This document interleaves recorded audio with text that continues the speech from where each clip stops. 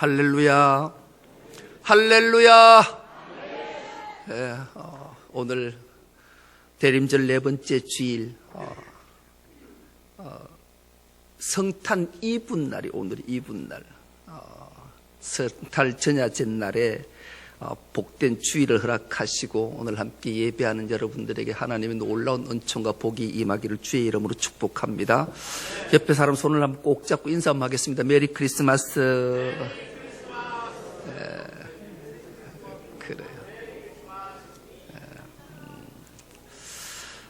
성탄절을 바로 앞둔 오늘 주일에 함께 은혜 받고자 하는 말씀의 제목이 빛, 생명으로 오신 예수님, 이런 제목으로 함께 은혜를 나누겠습니다. 기원전 5세기에 기가 막힌 두 인물이 세상에 등장을 해요. 한 인물은 세상의 모든 것들을 다 가진 인물이고, 한 인물은 세상에 아무것도 가지지 못한 인물. 그런데 이 두 인물이 위대해요. 이름만 들어도 누구나 다 알 수 있는 이름이죠. 첫 번째 이름이 바로 알렉산더 대왕이라는 인물이에요. 이 알렉산더는 20살에 왕이 됐어요. 대왕이 된 거예요. 22살에 전쟁을 해서 막 나라는 다 점령을 하고 속국으로 만들어요. 전쟁을 하지 않고도 그냥 그 나라의 왕들을 말로 설득을 해서 굴복을 시켜요. 그 정도로 아주 탁월한 언변과 능력이 있는 사람이 알렉산더 대왕이에요. 그가 그랬던 이유가 있어요. 그의 스승이 바로 아리스토텔레스라는 아주 위대한 인물, 한 번쯤 들어보는 이름 있잖아요. 자기 스승을 아리스토텔레스를 스승으로 뒀으니 이 알렉산더는 모르는 게 없을 정도로 다 탁월한 거죠. 그런데 이 알렉산더가 부러워하고 꼭 만나고 싶어한 사람 하나가 있었어요. 그는 그리스 철학자 디오게네스라 이름하는 자예요. 이는 거지예요. 개처럼 살았다 해서 견유학파를 이끌었던 인물, 디오게네스라는 인물이죠.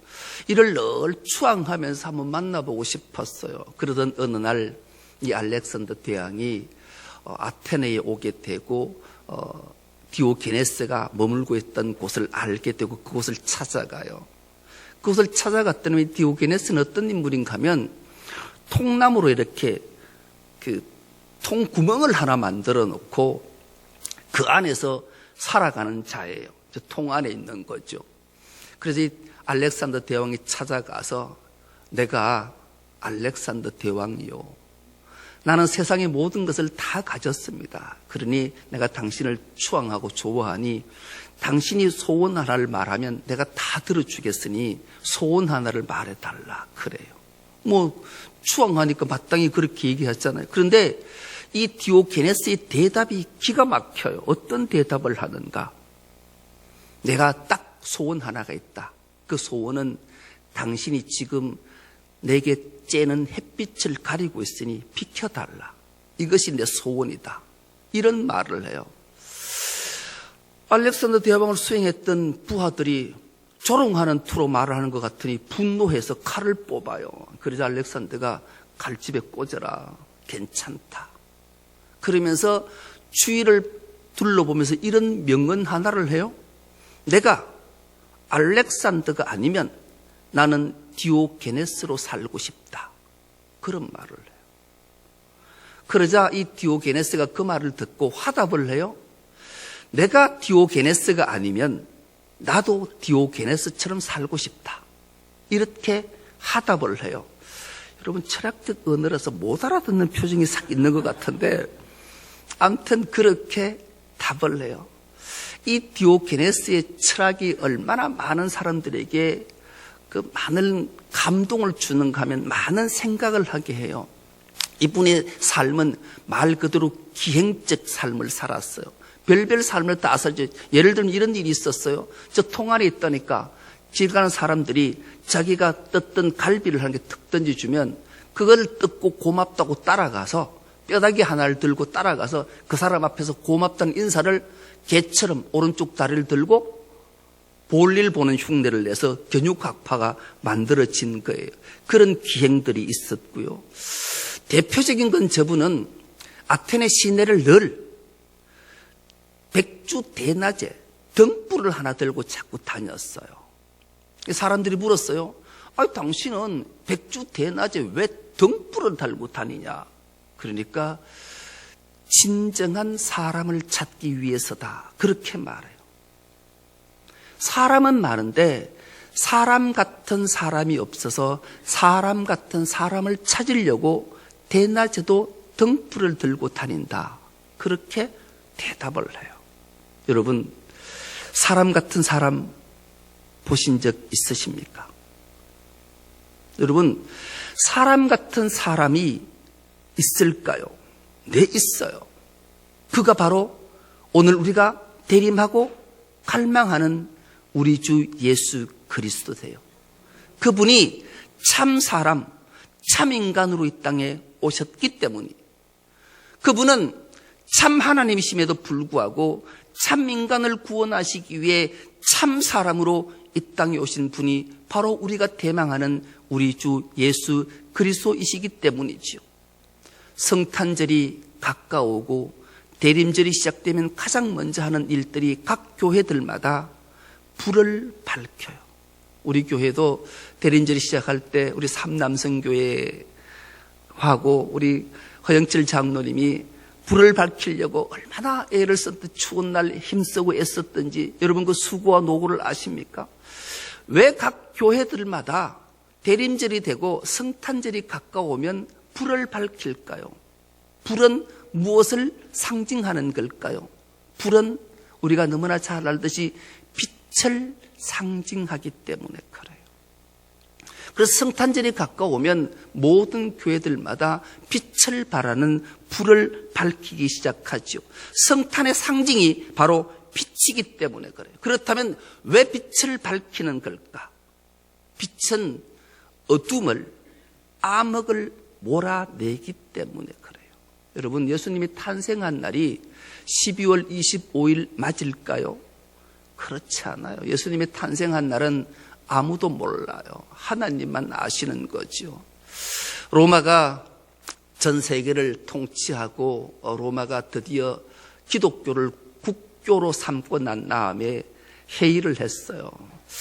우리가 믿는 주님, 예수님의 탄생한 날을 아무도 모르니 어떤 곳에는 1월 6일이 탄생했다고 지키기도 하고 그러니까 통일하자. 그러면 어떤 날이 가장 예수님의 탄생일로 정하면 좋을까? 그득 회의를 하다가 그래, 예수님은 빛으로 생명으로 오셨으니 가장 어두움이 긴 날을 정하자. 그 날이 언제냐? 12월 25일 동지다. 가장 어둠이 길고 낯이 짧은 그날을 성탄절로 정하자 약속하고 성탄절은 12월 25일로 정하게 된 거예요. 가장 어둠이, 가장 고통의 암흑 속에 빠져 있는 곳에 한 줄기 빛으로 생명으로 오신 주님을 탄생한 날로 정하고 그날을 지키기 시작한 게 바로 우리가 지키는 12월 25일 성탄절이 된 거예요. 여러분, 어둠이 가장 힘을 가질 때 빛이 등장하면 그 어둠은 물러갈 수밖에 없기 때문이죠. 오늘 본문이 이렇게 시작하는데요. 오늘 본문 9장 1절과 2절 말씀을 세 번역으로 띄워줄 테니까 우리가 함께 봉독해 보겠습니다. 시작. 어둠 속에서 고통받던 백성에게서 어둠이 그칠 날이 온다. 옛적에는 주님께서 서불론 땅과 납달리 땅으로 멸시를 받게 버려두셨으나 그 뒤로는 주님께서 서쪽 지중해로부터 요단강 동쪽 지역에 이르기까지 그리고 이방 사람이 살고 있는 갈릴리 지역까지 이 모든 지역을 영화롭게 하실 것이다. 어둠 속에서 헤매던 백성이 큰 빛을 보았고 죽음의 그림자가 드리운 땅에 사는 사람들에게 빛이 비쳤다. 아멘. 여러분, 세상은 어둠 속에 암흑 속에 거하고 있었다라는 거예요. 그렇다면 왜 세상이 어둠 속에 암흑 속에 갇혀 있을까? 묻혀 있을까? 성경은 어둠을 뭐라고 정의하는가? 여러분, 어둠은 성경이 이렇게 정의하면서 첫째, 죄가 어둠이에요. 어둠은 죄를 양산해요. 둘째, 어둠은 무지를 지칭하는 거예요. 어리석음과 무지는 어둠 속에 있는 자들에게 있는 거예요. 그리고 마지막 어둠은 고통이에요. 어둠 속에는 고통이 수반되는 거예요. 죄와 무지와 고통을 몰아내는 것은 빛 생명이 이 모든 것을 물리치게 되는 거죠. 그래서 빛은 생명을 상징하고요.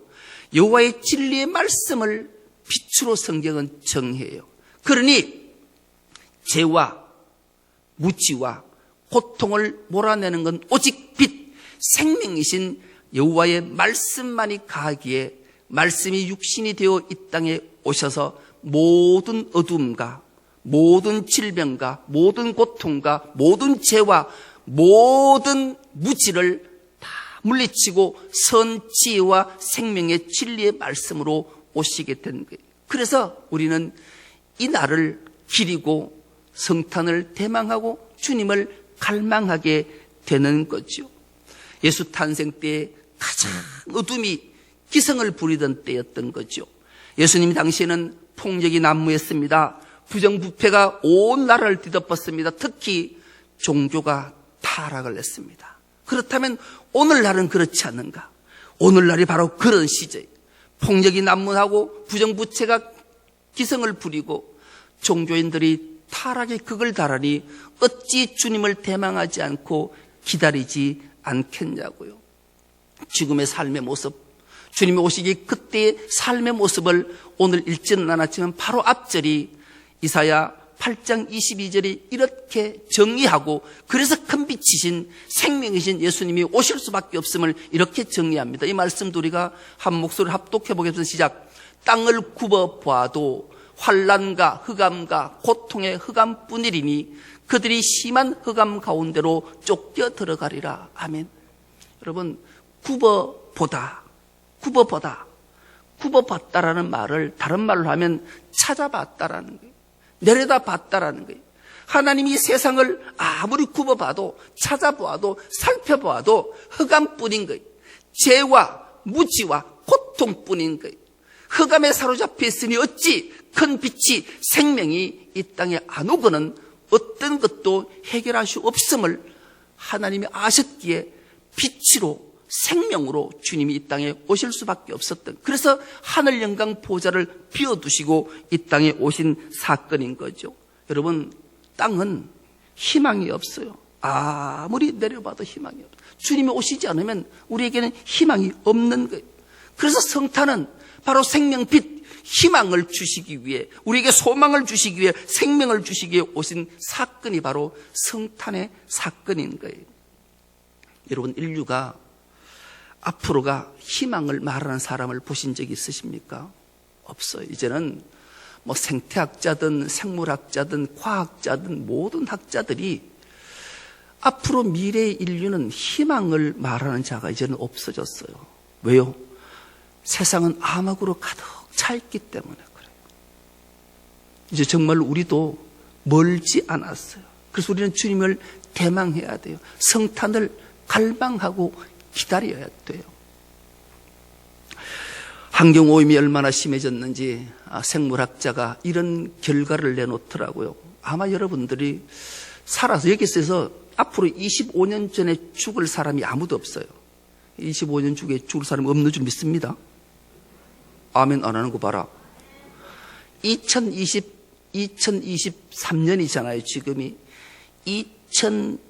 2045년이 되면 의족 자원이 하나도 없어진대요. 그래서 우리는 하나님 은혜가 얼마나 큰지, 우리가 모두 25년은 우리가 다 이제 앞으로 이제 20년만 더 살는데 20년 전에 죽을 사람이 아무도 없어요. 다 살아서 의족 자원이 하나도 없는 걸 목도하게 될 거예요. 그 정도로 환경 오염이 심각해서 모든 생물들이 죽어가고 있는 현실을 살아가요.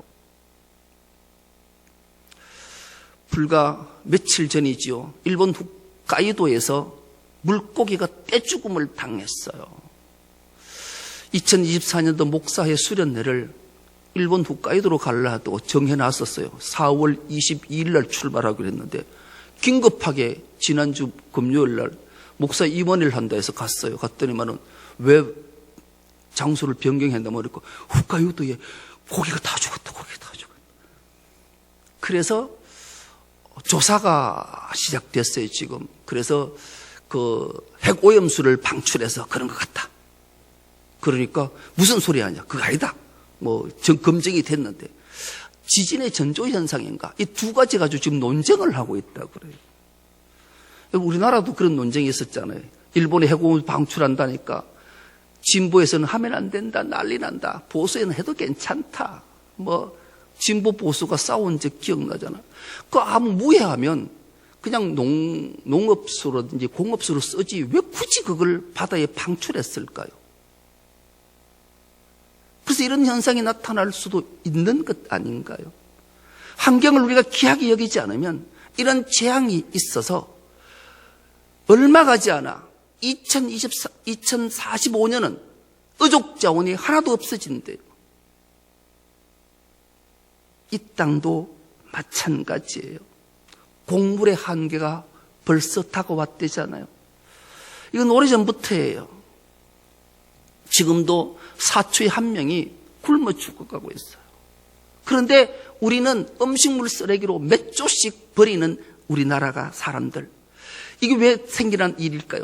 자기 행복만 추구하기 때문에, 자기 소견에 옳은 대로만 행하기 때문에 그래요.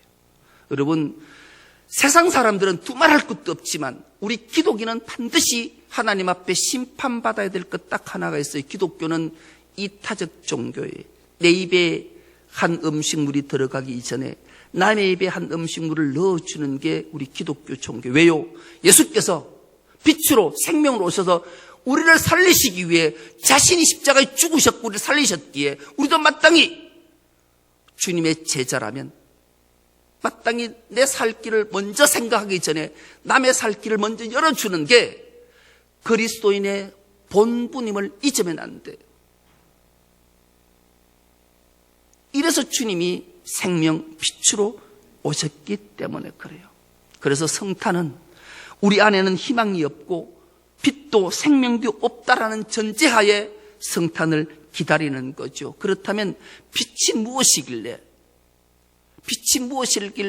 대림절이 시작되고 성탄절을 앞두면 불을 각 교회들마다 밝힐까? 빛은 세 가지를 갖고 있기 때문에 그래요. 첫째는 뭐니 해도 생명이에요. 여러분, 빛은 생명인 줄 믿습니다.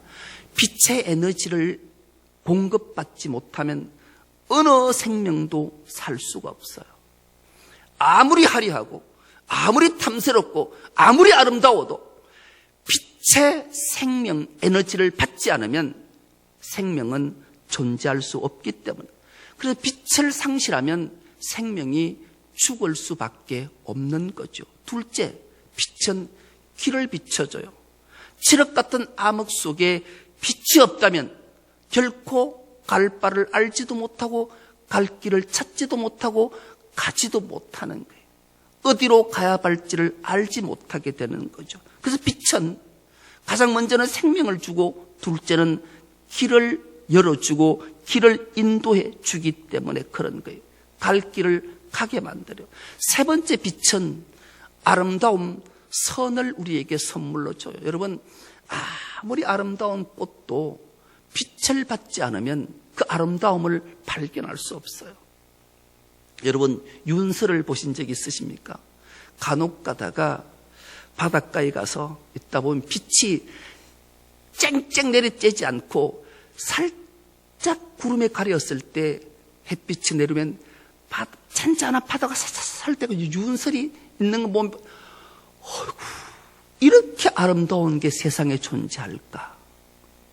그리고 꽃도요, 햇빛의 강도에 따라 모양들이 시시각각으로 변하는 거예요. 그래서 빛은 생명을 주고 갈 길을 인도할 뿐만 아니라 갈 길을 제시해 주고 가장 아름다움을 보게 하고 갖게 하는 게 바로 빛이기 때문에 그런 거죠. 빛이 어떻게 비치냐에 따라서 아름답기도 하고 예쁘기도 하고 사랑스럽기도 하는 거예요. 그래서 주님이 빛, 생명으로 이 땅에 오신 거죠. 그 빛, 그 생명 한 아기가 우리에게 오셨는데 뭐라고 어떻게 오셨는지 오늘 본문 6절은 이렇게 말씀합니다. 그의 어깨는 정사를 메웠고 그의 이름은 기묘자라, 모사라, 전능하신 하나님이라, 영존하시는 아버지라, 평강의 왕이라 할 것임이라 말씀합니다. 가장 먼저 우리 빛으로 오신 예수님은 기묘자예요. 기묘자. 기묘자라는 말은 놀랍도록 아름다운 사람, 그런 뜻이에요. 정말로 아무리 무엇으로도 설명할 수 없는 희한한 기가 막힌 아름다운 모습, 그 빛, 그 생명이 우리 주님이시라는 말씀이죠. 모사라는 말은 지혜로운 존재예요.